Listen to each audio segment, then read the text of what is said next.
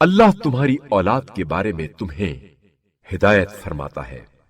एक लड़के का हिस्सा 2 लड़कियों के हिस्से के बराबर है। बस अगर लड़कियां 2 से जायद हों तो तरके का 2/3 उनका हक है, और अगर सिर्फ एक लड़की है तो निस्फ तरका इसका है। और मैयत की औलाद होने की सूरत में वालिदैन में से हर एक को तरके का 6ठा हिस्सा मिलेगा। और अगर मैयत की औलाद ना हो बल्कि सिर्फ माँ बाप इसके वारिस हों तो इसकी मां को 3रा हिस्सा मिलेगा। बस अगर मैयत के भाई हों तो मां को 6ठा हिस्सा मिलेगा। ये तकसीम मैयत की वसीयत पर अमल करने और इसके कर्ज की अदायगी के बाद होगी। तुम्हें नहीं मालूम तुम्हारे वालिदैन और तुम्हारी औलाद में फायदे के हवाले से कौन तुम्हारे ज्यादा करीब है। ये हिस्से अल्लाह के मुकर्रर करदा हैं। यकीनन अल्लाह बड़ा जानने वाला बाहिकमत है। और तुम्हें अपनी बीवियों के तरके में से अगर उनकी औलाद ना हो निस्फ हिस्सा मिलेगा, और अगर इनकी औलाद हो तो इनके तरके में से 1/4 तुम्हारा होगा। ये तकसीम मैयत की वसीयत पर अमल करने और कर्ज अदा करने के बाद होगी। अगर तुम्हारी औलाद ना हो तो इन्हें तुम्हारे तरके में से 1/4 मिलेगा, और अगर तुम्हारी औलाद हो तो इन्हें तुम्हारे तरके में से 8वां हिस्सा मिलेगा। ये तकसीम तुम्हारी वसीयत पर अमल करने और कर्ज अदा करने के बाद होगी। और अगर कोई मर्द या औरत बे औलाद हो और वालिदैन भी जिंदा ना हो और इसका एक भाई या एक बहन हो तो भाई और बहन में से हर एक को 6ठा हिस्सा मिलेगा। बस अगर बहन भाई एक से ज्यादा हो तो सब 1/3 हिस्से में शरीक होंगे।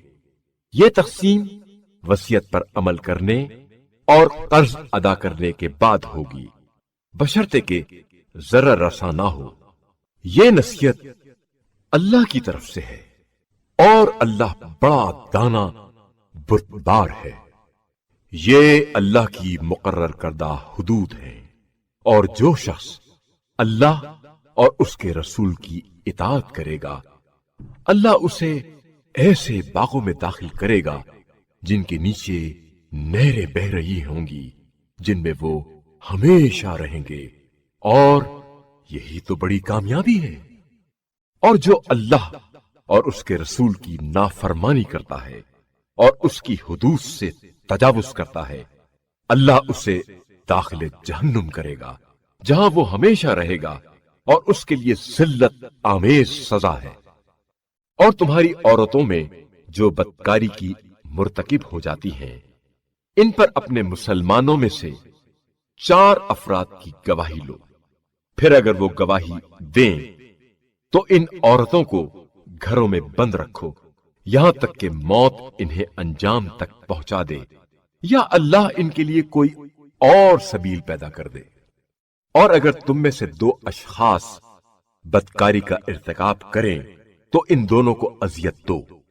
फिर अगर वो दोनों तौबा करें और अपनी इस्लाह कर लें तो इनका पीछा छोड़ दो।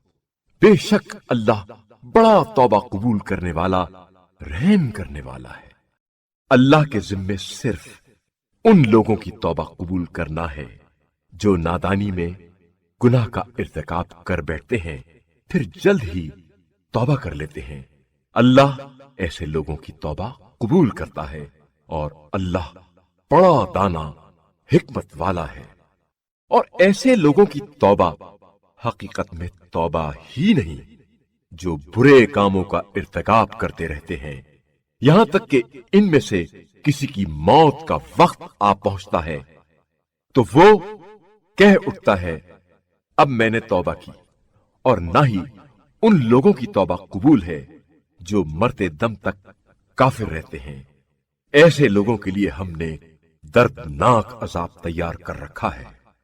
ए ईमान वालो, तुम्हारे लिए जायज नहीं कि तुम अपनी औरतों के जबरन वारिस बनो, और इस नियत से इन्हें कैद न रखो कि तुमने जो कुछ इन्हें दिया है इसमें से कुछ हिस्सा वापस ले लो, मगर यह कि वो मुबैयना बदकारी की मुर्तकिब हों और इनके साथ अच्छे अंदाज में जिंदगी बसर करो। अगर वो तुम्हें नापसंद है तो हो सकता है कि एक चीज तुम्हें तो नापसंद हो मगर अल्लाह इसमें बहुत सी खूबियां पैदा कर दे। और अगर तुम लोग एक जौजा की जगह दूसरी जौजा लेना चाहो और एक को बहुत सा माल भी दे चुके हो तो इसमें से कुछ भी वापस ना लेना। क्या तुम बुहतान और सरी गुनाह के जरिए माल लेना चाहते हो?